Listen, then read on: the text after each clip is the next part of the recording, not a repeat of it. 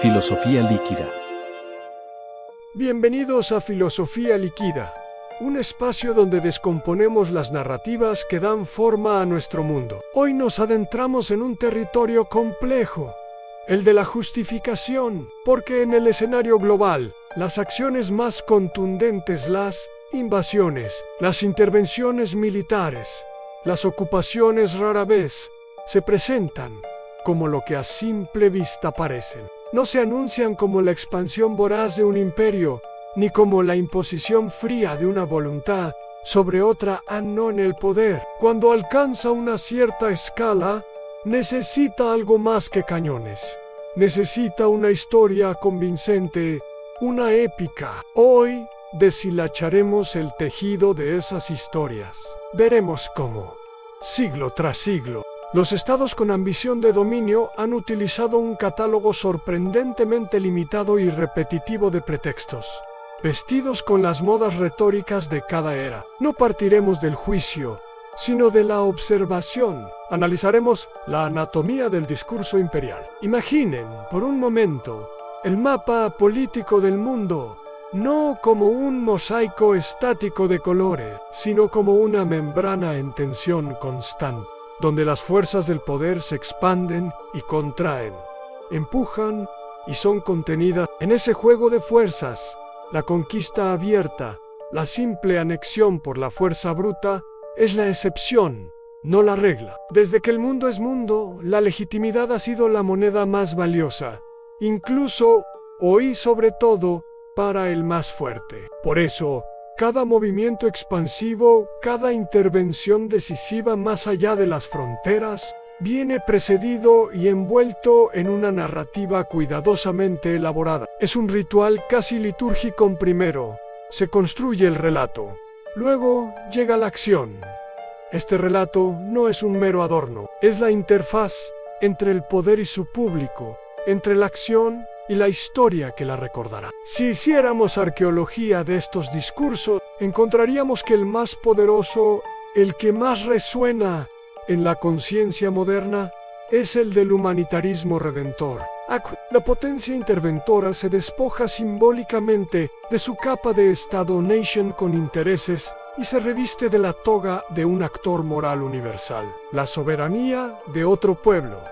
Ese principio sagrado del derecho internacional se declara suspendida ante una emergencia superior en el genocidio, la tiranía masiva, el colapso humanitario. El lenguaje utilizado es el del deber, la obligación ética ineludible, la responsabilidad de proteger. Es una narrativa imbatible en su plano abstracto, porque ¿quién puede oponerse a salvar vidas? Sin embargo, la lupa de la historia revela sus grietas. La primera es la selectividad, la geografía de las catástrofes, que merecen una intervención militar externa.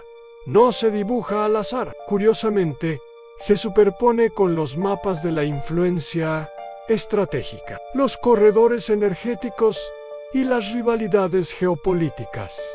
La segunda es la consecuencia. El camino desde las intenciones declaradas hasta los resultados sobre el terreno está plagado de lo imprevisto. Estados fallidos, guerras civiles prolongadas, resentimientos que fermentan durante generaciones. El noble Salvador puede terminar siendo recordado como el causante de un caos aún mayor. Desde el ángulo del país intervenido, esta narrativa humanitaria puede vivirse como la forma más sofisticada y dolorosa de la humillación colonial.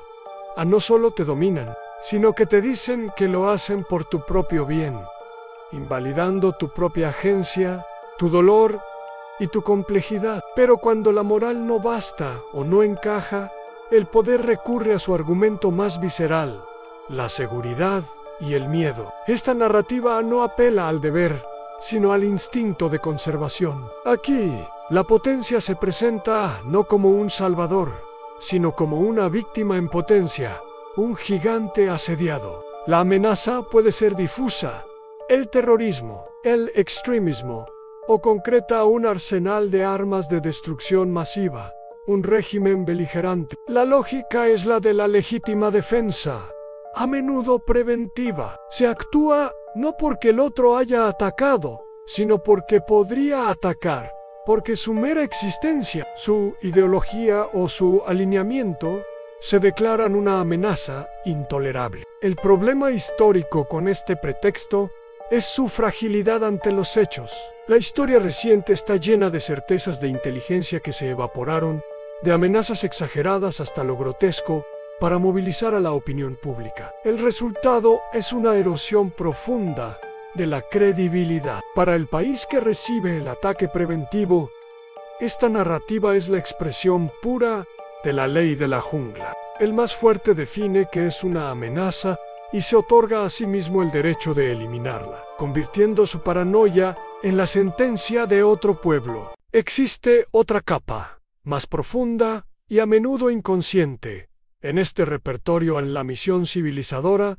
El destino manifiesto es el disfraz ideológico por excelencia. Ya no se trata solo de seguridad o de emergencia, sino de un deber histórico, casi metafísico. En el siglo XIX era la carga del hombre blanco de llevar el cristianismo y el comercio. En el siglo XX y XXI puede ser la exportación de la democracia, la imposición de un modelo económico neoliberal, o la defensa de un universalismo de derechos específicamente interpretado. Este pretexto parte de una premisa de superioridad cultural o política tan arraigada que ni siquiera se cuestiona. El otro no es solo un rival o una víctima, es un proyecto inacabado, un pupilo eterno que necesita tutoría aunque sea a la fuerza. Es el lenguaje que convierte la invasión en una liberación, la ocupación en una transición, la resistencia local en terrorismo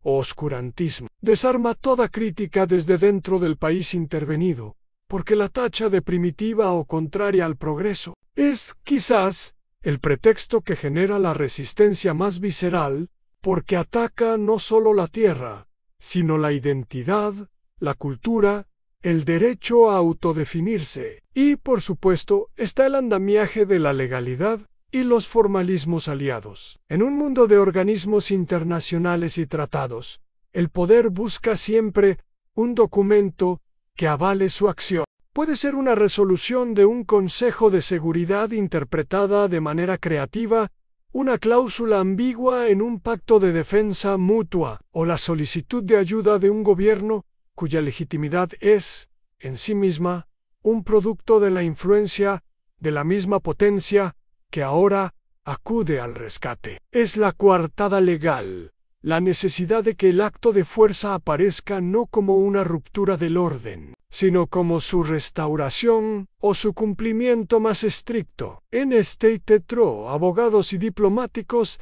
se convierten en generales de palabras, justificando cómo bombardear una ciudad es, en realidad, un acto de fidelidad al derecho internacional. Es la forma más fría y técnica de la justificación, pero no por ello menos efectiva, porque apela a la autoridad impersonal de la ley. Una ley que sin embargo es constantemente moldeada y aplicada por los más poderosos.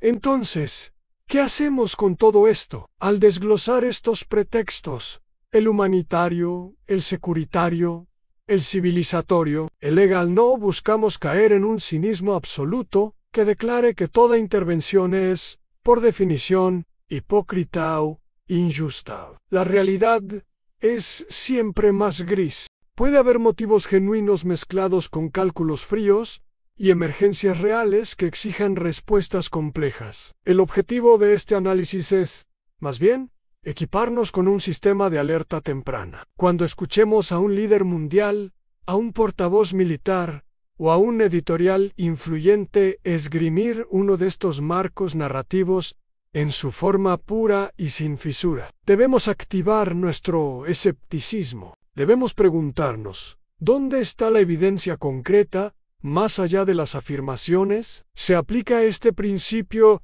de forma consistente en otros casos? ¿Quiénes se beneficiarán material y estratégicamente de esta acción? Más allá de los beneficios declarados, ¿cuál es la voz del pueblo sobre el que se decide este destino, porque en el gran teatro del poder, nosotros, el público global, tenemos dos opciones: ser la audiencia pasiva, que aplaude los efectos especiales y el discurso grandilocuente, o convertirnos en críticos exigentes, capaces de leer entre líneas del guión, de ver los hilos que mueven los decorados y de recordar que, detrás de cada narrativa épica de orden, seguridad y libertad, hay siempre un cálculo de dominio, una lucha por los recursos y, demasiado a menudo, el dolor concreto de miles o millones de personas cuyo destino fue decidido en una capital lejana, con las mejores intenciones o con las más frías razones de Estado. Este viaje por la retórica del poder llega a su fin. Ha sido un análisis denso,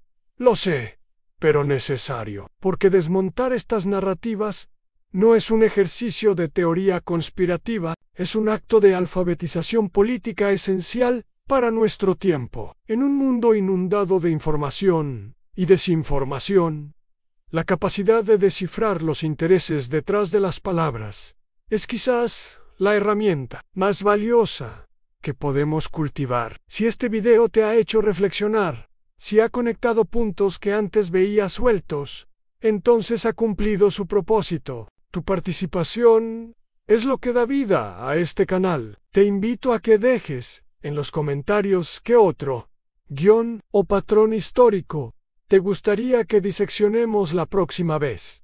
El lenguaje de las revoluciones, la construcción del enemigo en la propaganda, las sugerencias son tuyas. Si quieres seguir profundizando con nosotros en este tipo de análisis, suscríbete al canal. Muchas gracias por tu tiempo, por tu curiosidad y por tu mirada crítica. Recuerda, la historia no la escriben solo los que actúan, sino también los que deciden cómo contarla. Nosotros podemos ser parte de esa segunda mirada, la que cuestiona. Hasta el próximo video. Cuídense mucho.